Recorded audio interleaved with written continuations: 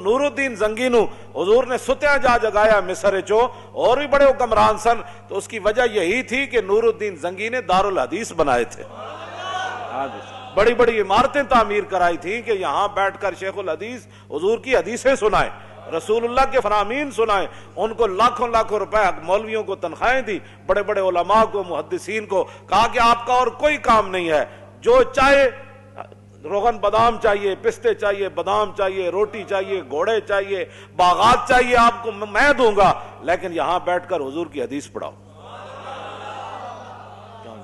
تم نے اہل قرآن کی کیا عزت کی ہے؟ حضور نے تو قرآن ہی کو علم قرار دیا۔ ہاں، حضرت زیاد بن لبید کہتے ہیں نا، حضور نے فرمایا یہ وہ وقت ہے کہ جب علم چلا جائے گا، تو کہتے ہیں میں نے عرض کی حضور کیف یذهب العلم نحن نقرأ القرآن ونقرئ ابناءنا ويقرئ ابناؤنا ابناءهم الى يوم القیامہ، حضور قرآن علم کیسے چلا جائے گا؟ پھر آپ کی امت پر زوال آ جائے گا، ہم آپ سے قرآن پڑھتے ہیں، ہم اپنے بچوں کو پڑھائیں گے، ہمارے بچے اپنے بچوں کو پڑھائیں گے، ان کے بچے پھر اپنے بچوں کو پڑھائیں گے، الى یوم القیامہ، قیامت تک یہ سلسلہ چلے گا، تو علم کیسے چلا جائے گا؟ حضور نے فرمایا او زیاد، میں نے تو سمجھا تھا تو بڑا سمجھدار آدمی ہے، مدینہ منورہ میں تیری ماں تجھے روئے، یہ کیا بات تو نے سمجھ لی؟ اولیس ھذا الیہود والنصارى یقرؤون التوراۃ والانجیل ولا یعملون بشیء فیہما، فرمایا یہ تمہارے سامنے یہود و نصارہ موجود ہیں، تورات بھی پڑھتے ہیں، انجیل بھی پڑھتے ہیں، لیکن جو اس میں لکھا ہے اس پر عمل نہیں کرتے، تو فرمایا میری امت قرآن ضرور پڑھے گی لیکن عمل نہیں کرے گی تو علم چلا جائے گا۔ بتاؤ، یہاں تو قرآن دیکھ کر امت کو پڑھنا نہیں آتا، جن کو دیکھ کر قرآن نہیں پڑھنا آتا ان کو کیا سمجھنا ہے کہ جناب فَبِأَيِّ آلَاءِ رَبِّكُمَا تُكَذِّبَانِ کا کیا معنی ہے؟ كُلُّ مَنْ عَلَيْهَا فَانٍ وَيَبْقَى وَجْهُ رَبِّكَ ذُو الْجَلَالِ وَالْإِكْرَامِ کا کیا معنی ہے؟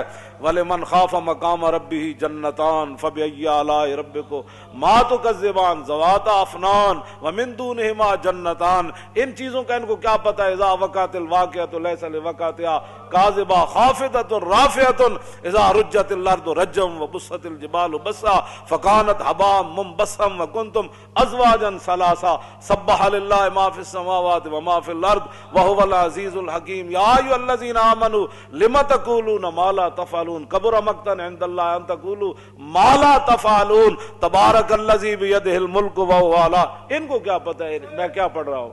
ہاں جی، جب آپ نے خود ہی قرآن کے ساتھ ایسے کیا، بال کندھا بیان میں نقطہ توحید تو آ سکتا ہے، تیرے دماغ میں بت خانہ ہو تو کیا کہیے؟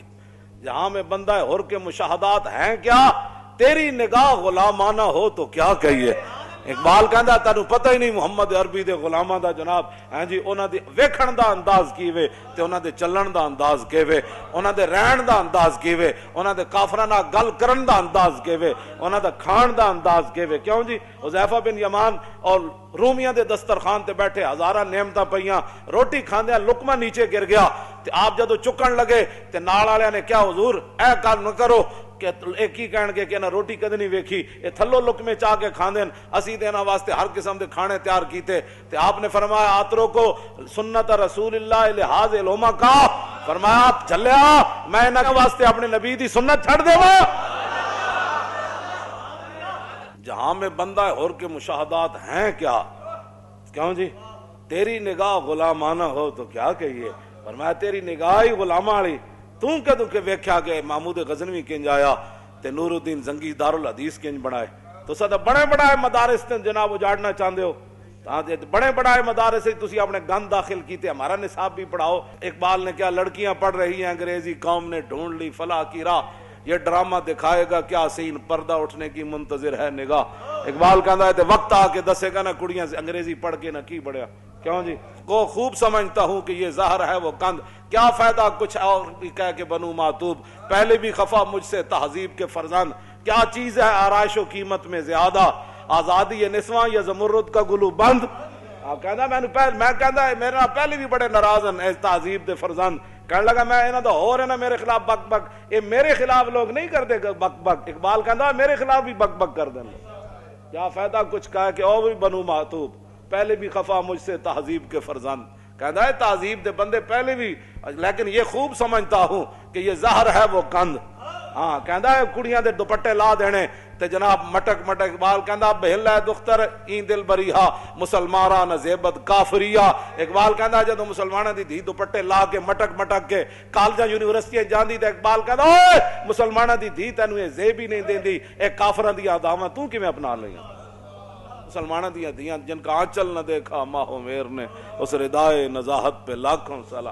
اقبال کہندا جی میں خوب سمجھتا ہوں کیا چیز ہے آرائش و قیمت میں زیادہ، آزادی نسواں یا زمرد کا گلو بند. کہنا ہے میں اس بات کو خوب سمجھتا ہوں کہ کڑیاں دوپٹہ لا دے من ایک قیمتی ہے یا وڈی چادر کر کے ٹرن ایک قیمتی ہے. سارا کچھ تو تسی تباہ کر چھڑیا ہے، تو کی چھڑیا تسی جناب، کی پڑھایا تسی تے جناب 12-14 کلاساں پڑھا کے منڈے نو جناب تسی تے نماز بھی نہ سکھا سکے، تسی تے جناب وہ جنازے دیاں دعاواں بھی نہ سکھا سکے، تسی تے منڈے نو جناب طہارت دے مسائل بھی نہ دس سکے، تسی تے بھی نہ دس سکے کہ وضو دے فرض کتنے، تیمم کس کو کہتے ہیں. جذبہ قرآن زیغمی روبائی است، فقر قرآن اصل شہنشاہی است. اقبال کہندا قرآن تو بغیر شیری دا دعویٰ کرنا یہ تو لومڑی دی گل ہے. کہندا قرآن تو بغیر بندہ شیر نہیں بن. جذبہ قرآن زیغمی روبائی است. اقبال کہندا قرآن تو بغیر بندہ کہے میں شیر ہاں، وہ شیر نہیں، وہ تو لومڑی ہے. ہاں جی، فقر قرآن اصل شہنشاہی است. اقبال کہندا قرآن تے پڑھن والا تے قرآن تے عمل کرن والا تے وڈا شیر ہوندا، ہاں او شہنشاہ ہوندا.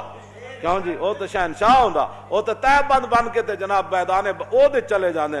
ایک نے بھی نہیں کیا حضور کپڑے تے دیو، انہاں نوں تے کفن بھی نہ ملے جڑے قرآن پڑھے ہوئے سن شیر تے جا کے میدان او دے شہید ہو گئے جناب. انہاں کول تے کپڑے بھی پورے کوئی نہیں سن، تو انہاں تے پیٹ تے پتھر بن کے تے میدان خندق کے چلے گئے. اج جناب گھر سامان نہیں سی لایا، فقر قرآن اصل شہنشاہی است. اقبال کہندا قرآن جڑا پڑھن والا ہی اصل شہنشاہ ہے. اقبال کہا جے تے صحابہ جے سامان اتارے بھی نہیں سی اپنے گھوڑیاں تو تے خچرا تو تے اٹھاؤ تو تے پھر جبریل آ گیا، انہیں کہا جی چلیے بنو قریظہ دی طرف، فقر قرآن اصل شہنشاہی است. اقبال کہندا یہی تے شہنشاہ سن. ایک صحابی نے بھی نہیں کیا حضور روٹی بھی رج کے نہیں کھادی، انہیں کہا جی چلیے بس اتنی گل ہے جناب. قبر وچ اتنی جگہ ہے، اسن دے کے رون لے اور دس تینوں دتا کس دلاسا ہو.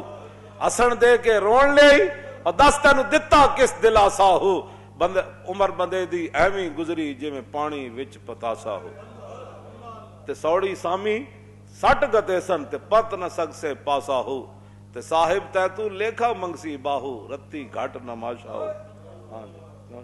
اس واسطے اتنی ساری لبنی جا وہ بھی قسمت والے نو لبنی، وہ بھی قسمت والے نے رکھنا ہے انہوں تھلے، ورنہ گور کون تے دھڑال کر کے سٹ دین.